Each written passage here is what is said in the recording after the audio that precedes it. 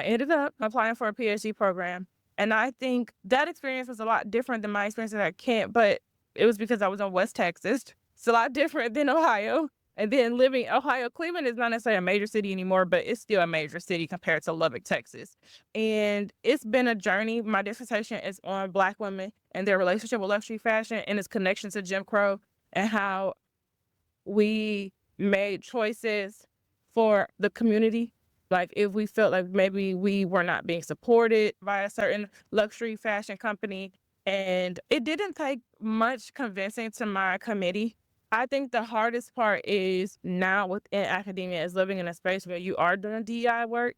And, my committee is 100% in, but sometimes it feels like my work is not necessarily I can't really it's just harder when I feel like the first place where the DEI bill was even introduced was at Texas Tech. And so as you can imagine, doing race work it doesn't feel welcomed. So I feel like everything I've done, like it just doesn't feel like welcomed work is what I say. So Yeah, yeah. yeah. Oh, I can imagine. I can imagine. And even if we weren't in this time, I think there would still be spaces that it's not welcome. Within ITAA, when I finished my dissertation, which was on Black female slaves and their experiences in their own words, basically, it received the Best Dissertation Award that year. That's what they called it then. And there were people during my presentation that walked out. There were people later on in the bathroom complaining about that.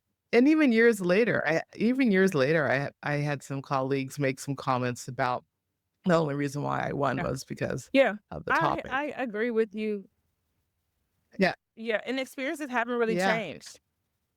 So no, I haven't. And the reason why I'm telling you this is not to be dismissive of what you're feeling and going through, but to lend support in that.